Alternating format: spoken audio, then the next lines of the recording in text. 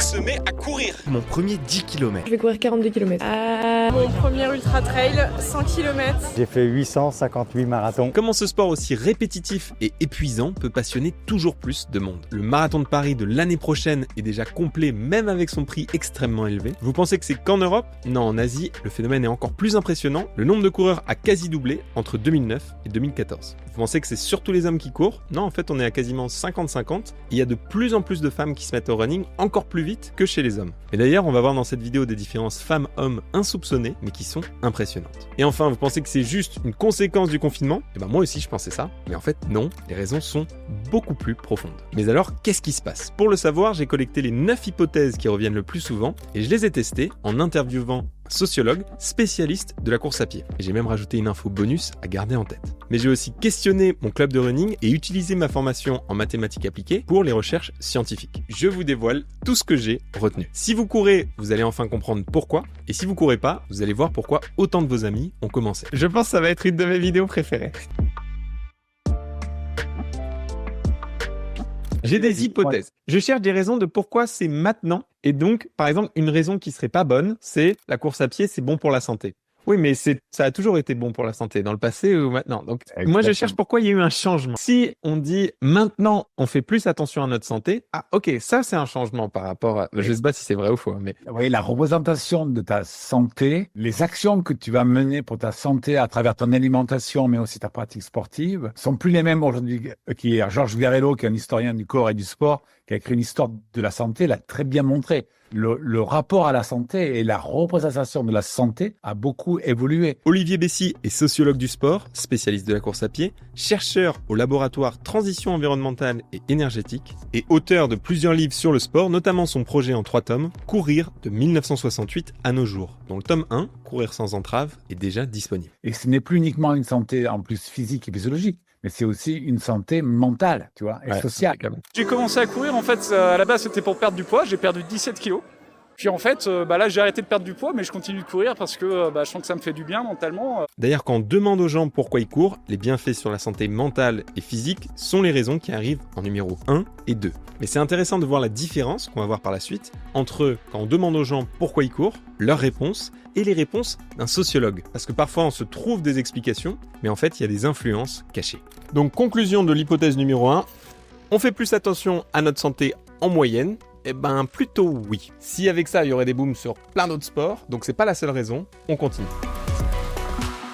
Pourquoi on court plus maintenant qu'avant? C'est qu'on a des enfants plus tard. Et donc on a plus de temps libre. Le matin, je me lève, je cours. Le soir, j'aime bien courir aussi. Midi, je cours après la pause déj. Et ta fille, comment elle va? La poussette, ça m'a ralenti là sur le parcours, ça me fait chier. Est-ce que c'est vrai ou faux? C'est juste une hypothèse. Je pense que c'est à la fois vrai et à la fois faux. Le fait d'avoir des enfants plus tard, ça libère une enveloppe temporelle plus importante. Mais on sait aussi que le temps et l'argent sont souvent les deux prétextes évoqués pour ne pas faire de sport ou de ne pas courir. Et ce sont deux faux prétextes, dans la mesure où c'est plus le fait de se penser sportif, coureur, ultra-trailer, et d'avoir une forme d'adéquation culturelle à ces pratiques-là qui fait que on va pratiquer, et on va faire du sport, et on va courir. Le développement du temps libre avec donc bien entendu, le temps libre est supérieur aujourd'hui au temps de travail en moyenne. Et le fait de retarder l'âge des enfants fait que les gens qui sont dans la trentaine ont souvent un capital temporel plus important. En effet, en 1975, l'âge moyen à l'accouchement pour le premier enfant était de 24 ans.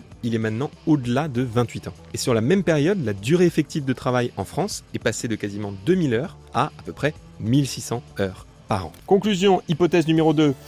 On a plus de temps libre, ça c'est vrai, mais c'est pas forcément ce qui explique le phénomène.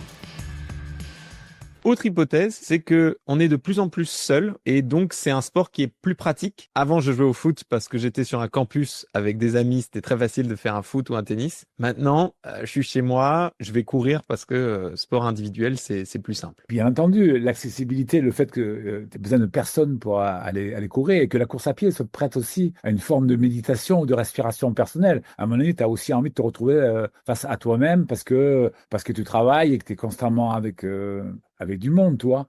Mais je pense que ça n'explique pas tout. dans la mesure où la course à pied, elle va rechercher de la solitude, mais elle va aussi rechercher du partage. Et elle est à géométrie variable, selon les moments, les jours. Tu peux courir seul, tu peux courir en famille, avec des copains, mais sans contraintes structurelles. À d'autres moments, tu peux aller chercher un groupe informel via une appli. J'avais pas trouvé un groupe qui me permettait de partager cette passion. Et en groupe, c'est quand même plus beau. J'ai découvert ça et je suis tombé dedans comme Obélix. Tu peux aller chercher un club, tu peux aller te mettre dans la contrainte d'un événement, parce que l'événement va t'amener une communion, une rencontre, un partage, une forme de valorisation. Il y a différents modes d'entrée dans la course à pied qui permettent de jouer sur les différents modes de sociabilité. D'ailleurs, je prépare une vidéo sur cette chaîne qui va arriver prochainement, qui est « Est-ce qu'il y a, oui ou non, une épidémie de solitude ?» N'hésitez pas à vous abonner pour ne pas la louper. Et j'en profite pour vous dire que je suis aussi conférencier en sciences et en environnement. Donc pour une conférence, votre entreprise, votre asso, votre université, votre grande école, contactez-moi, mon mail est ici et en description avec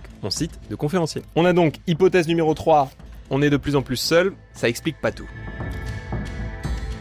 Une autre hypothèse, c'est l'impact du confinement. Je cours depuis à peu près juste après le Covid. Alors là, j'ai fait des recherches. Bon, ça, c'est à toi de me dire, mais j'ai l'impression que ça avait peut-être commencé avant le confinement, en tout cas en France, cette mode de la course à pied. Ou... Il ne faut pas parler de mode de la course à pied. C'est pas une mode. Une mode, c'est un effet conjoncturel qui apparaît à un moment donné et qui disparaît au bout de 1, 2 ou 3 ans. Le Covid a été un accélérateur de beaucoup de choses. Des loisirs de proximité dans sa maison, dans son jardin, et de la course à pied dans le périmètre qui était autorisé. Le boom de la course à pied, la première révolution de la course à pied, c'est les années 70. C'est l'apparition du jogging, c'est les premières grandes courses hors stade, les premières courses en montagne. C'est là ce que j'appelle la première révolution. On casse les codes, on s'émancipe de la fédération, on sort des stades, on passe du coureur élite en club, licencié à une fédération, au coureur ordinaire. Depuis 70 jusqu'au confinement, le nombre de courses n'a fait que croître, le nombre de courses n'a fait qu'augmenter, le nombre de magazines aussi, le nombre d'équipements aussi. Et le confinement, le Covid, ça n'a pas provoqué le phénomène, ça a accéléré, ça forcément les conditions de repli chez soi ont favorisé certaines pratiques, dont la course à pied. Et il y avait aussi, dans la course à pied, il y a aussi ce sentiment de liberté. Or, on nous mettait beaucoup de contraintes. Il y avait aussi, dans la course à pied, il y a ce sentiment de se sentir vivant. Je cours pour sentir mon cœur vibrer. Je peux courir, c'est que je suis vivant. Or, avec le Covid, on avait la peur de la mort. Mais toi, il ne faut pas tout mettre sous le Covid. Conclusion, hypothèse numéro 4. C'est juste le confinement? Bah, pas vraiment. C'était un accélérateur, mais ça a commencé bien avant. Autre hypothèse, c'est on est de plus en plus stressé, on aime bien les sports répétitifs où il n'y a pas à réfléchir, on met le cerveau sur off, j'entends souvent cette expression. Ouais, c'est sûr, courir, ça me met de la tête. Et on va juste courir plutôt que de faire un sport où il faut de la préparation, je sais pas, du kitesurf, il faut de la technique, de la tactique, des choses comme ça. La simplicité de l'activité favorise le nombre dans la mesure où tout le monde n'a pas la technicité, enfin la disponibilité motrice et technique d'activité qu'on appelle informationnelle, où il faut prendre sans arrêt des informations sur le vent, sur son matériel. Et là, le cerveau, il peut pas être sur off, effectivement. Et du coup, ces activités sont moins pratiquées. Elles sont aussi plus coûteuses en temps et en argent. C'est souvent multifactoriel. Hein. Dans la course à pied, moi, quand je vais courir, c'est effectivement un moment où j'ai envie de me replier dans ma bulle, de me déstresser, de respirer mentalement, de me sentir pas prisonnier de contraintes, de pas forcément avoir à réfléchir, mais à me laisser porter par mes sensations, à être à l'écoute de mes sensations, moi je mets pas sur off, hein. Je suis quand même à l'écoute de mes sensations, je suis à l'écoute de mon environnement. Tu mets plus ou moins sur off selon les personnes. Je pense que c'est une activité qu'on appelle réflexive, où tu es quand même beaucoup centré sur toi. C'est pour ça aussi que ça marche, parce que ça s'inscrit dans ces pratiques réflexives que j'appelle auto-centrées. D'ailleurs, dans ma vidéo 10 mythes sur le stress, on avait vu notamment 7 courbes sur le nombre d'expériences négatives dans le monde qui a un peu augmenté depuis 2006. Hypothèse 5, on est de plus en plus stressé et on recherche un sport répétitif? Eh ben, plutôt oui, soit pour mettre le cerveau sur off, soit pour le pratiquer de manière méditative, réflexive. Bah maintenant, on est de plus en plus sur les écrans. D'ailleurs, on fait cette interview sur des écrans. Et pour se couper des écrans, voilà. On veut aller dans la nature et là, le trail a explosé. C'est très bien, Anatole, mais tu vas voir avec moi que c'est un paradoxe. Dans la mesure où moi, je vais quitter mon écran d'ordi avec toi ou avec mon manuscrit et je vais partir dans la nature et je prends pas de montre. J'ai pas de montre Garmin, j'ai pas tout aux sensations. Or, beaucoup de coureurs sont connectés en permanence à l'application Strava. J'ai lu une interview hier. d'un coureur qui dit je ne connais pas de coureur qui ne soit pas sur Strava. C'est faux en même temps. C'est faux parce que Moi, il y a j'en des connais, coureurs- j'en connais. Voilà. Ouais. Mais j'en connais qui ne sont pas. Mais où il a raison, c'est que la majorité aujourd'hui le sont. C'est-à-dire que finalement, ils reproduisent dans un loisir ceux qui vivent dans leur quotidien. Donc c'est une forme très Mais on est dans une société paradoxale. La transmodernité, c'est la cohabitation de valeurs contraires, de paradoxes. Et d'ailleurs, avec sa réponse, on comprend qu'on est plein de contradictions. Donc, on fait du trail pour aller en nature, mais on a notre montre et on poste sur Strava. On se met à courir parce que c'est un sport facile à faire seul, mais après on rejoint des groupes pour courir. Donc, on est plein de contradictions. C'est pour ça qu'il n'y a pas qu'une seule réponse à la question, qu'on analyse 9 hypothèses et un bonus. Olivier Bessier est d'ailleurs en train d'écrire une trilogie. Tome 1, Courir sans entrave, déjà sorti. Tome 2, Courir sans limite, qui va bientôt sortir. Alors, pourquoi 3 tomes ? Parce qu'il voit 3 phases dans la course à pied. Phase 1, le mouvement postmoderne. Contestation après mai 68, opposition aux fédérations d'athlétisme traditionnelles, la course est maintenant pour tous, avec libération du corps, accomplissement de soi, autonomie individuelle. Deuxième phase, la phase hypermoderne.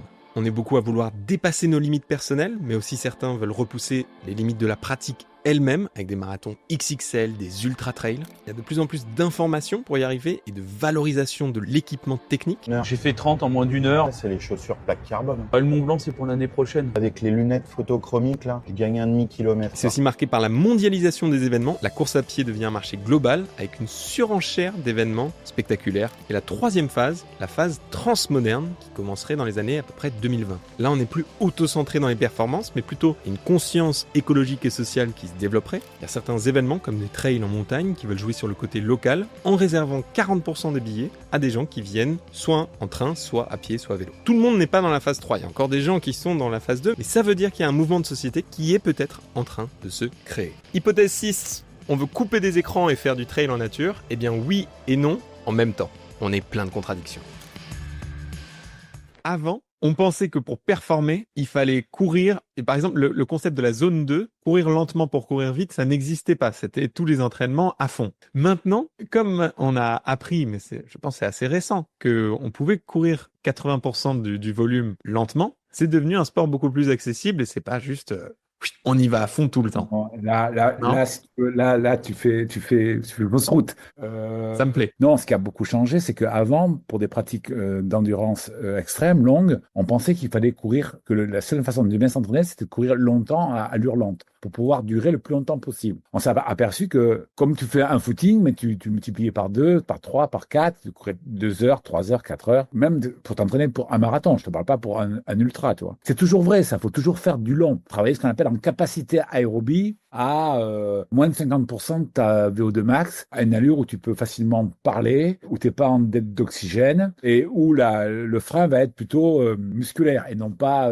cardiovasculaire. Et aujourd'hui, on s'est rendu compte que pour être performant, même sur un marathon, et voire même sur un ultra, il faut faire de la qualité, il faut faire de la puissance aérobie, il faut faire du fractionné. C'est-à-dire qu'à l'entraînement, il faut aller alterner les moments où tu fais du long doucement et du court plus vite. Et tu vas travailler ce qu'on appelle en puissance aérobie, c'est-à-dire à 80% de ta VO2 max, sur des fractionnés de plus en plus longs, de manière à pouvoir tenir un rythme élevé, ce qui fait qu'après, quand tu te retrouves en deçà, tu es vraiment à l'aise. Et après, plus tu vas aller sur des pratiques d'athlétisme, 10 000, 5 000, 3 000, et 1500, 800, et plus tu vas travailler en capacité anaérobie lactique pour t'habituer à mieux supporter de l'acide lactique et tenir un effort rapide le plus longtemps possible. Hypothèse 7. On court lentement à l'entraînement maintenant et ça devient plus accessible. Bon bah là j'ai plutôt fait fausse route.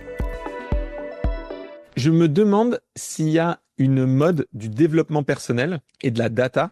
Et donc, c'est un sport où on peut se comparer très facilement. Par exemple, au foot, on ne sait pas qui est meilleur. On peut comparer le nombre de buts, mais un attaquant, un gardien, un défenseur. Au moins là, la data, on a la VO2 max, on a la vitesse, on a toutes les datas qu'il faut. Et j'ai l'impression que tout le monde est data analyst maintenant. T'as calculé ton temps de contact avec le sol? Je me prépare pour le semi là en ce moment. Par contre, sur le temps de déséquilibre avec le torse, je suis pas bon. Je suis penché d'1,5 centimètre, ça me fait perdre au moins 1 heure. Ouais, c'est une activité effectivement facilement évaluable. On a des datas avec Strava, on est dans une activité d'auto-évaluation, de co-évaluation et de comparaison permanente. Ça rentre dans les facteurs explicatifs parce que beaucoup, que ça soit déclaré ou pas, sont quand même dans une recherche de performance. Alors, ce que j'appelle la performance auto-référencée, c'est-à-dire la performance par rapport à soi-même, qui n'a de sens que par rapport à son niveau de ressources et à ce qu'on peut réaliser par rapport à son niveau de ressources et d'entraînement. Voilà, je décide de faire moins de 3 heures au marathon, que je finisse dans les 20 000 ou les 30 000, je m'en fous de ma place. J'ai fait ce que je pensais pouvoir faire de mieux, j'ai optimisé mes ressources du moment, j'ai bien géré ma course et j'en suis fier.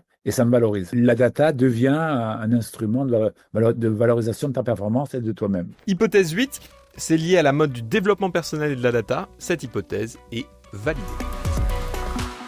Peut-être que maintenant, on veut renvoyer une image toujours plus impressionnante. Donc, j'ai entendu parler de la fenêtre d'Overton en politique. Un truc qui s'appelle la fenêtre d'Overton. Donc, on essaye de faire toujours plus.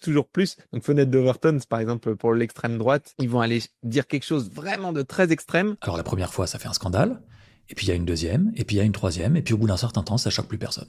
Et c'est comme ça qu'on rend acceptable une idée qui devrait tous nous faire dresser les cheveux sur la tête. Et donc, comme avant, le marathon, c'était vraiment le truc impossible. Maintenant, comme il y a des ultra-marathons, des ultra-trails, des trucs, oui. Le marathon, ça s'est décalé, c'est quasiment de la normalité.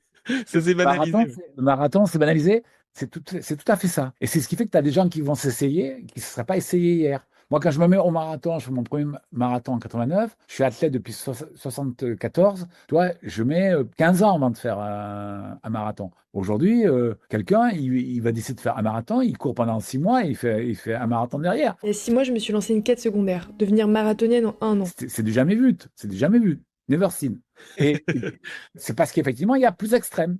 Mais le marathon reste quand même mythique parce que c'est une épreuve olympique, il y a des imaginaires associés. Et si tu le fais rapidement, tout dépend de l'allure à laquelle tu le fais. Tu peux te faire plus mal sur un marathon que sur un ultra-trail. Alors, à ce sujet-là, il y a un truc assez fou, je vous en avais parlé il y a 2 ans, c'est la répartition des temps au marathon. Vous allez voir, c'est incroyable.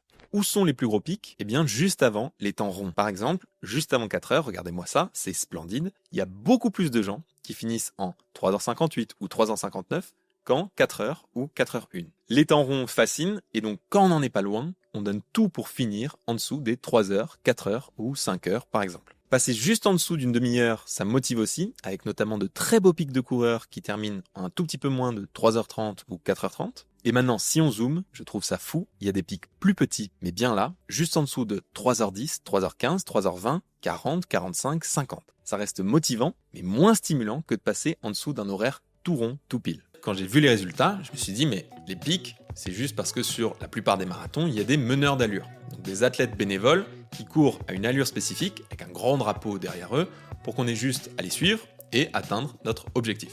Mais les chercheurs se sont dit exactement ça aussi. Donc qu'est-ce qu'ils ont fait ? Ils ont regardé la répartition, mais cette fois sur les courses avec aucun meneur d'allure. Voilà les résultats.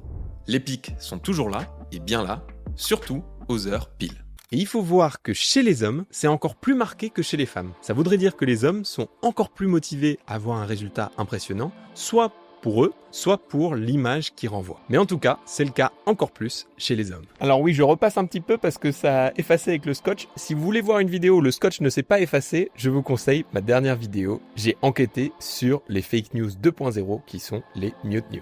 Hypothèse 9. On veut renvoyer une image toujours plus impressionnante. Ça, c'est complètement validé, une image pour nous-mêmes ou pour les autres. Voilà, et maintenant le petit bonus poétique. Je vous laisse avec une citation d'Olivier que j'adore. La course à pied, en fait, comme c'est un miroir de notre société, elle brasse très large. C'est pas une pratique anodine, c'est une pratique qui traverse la société à travers l'ensemble des secteurs de la société. Le social, l'environnemental, l'économique, le culturel, le sportif. Et ça vaut le cas pour plein de choses. Les prochaines vidéos que je vais faire, c'est sur l'addiction à Internet. Est-ce qu'il y a une épidémie de solitude ? Voilà, c'est des sujets qui sont sociologiques. Donc parfois, quand il y a quelque chose qui nous concerne, on peut se demander si c'est juste nous. Et parfois, on peut trouver des solutions ailleurs parce qu'on est beaucoup dans le même bateau. Dans ce cas, c'est absolument génial qu'il y ait plein de gens qui se mettent à la course à pied. Top pour la santé. Il faut juste y aller progressivement. Il ne faut pas se mettre au marathon en quelques semaines. Et d'ailleurs, si vous pensez que la course à pied, c'est le meilleur sport pour la santé, je vous invite à cliquer ici sur ma vidéo 10 mythes sur le sport. Abonnez-vous et à très bientôt.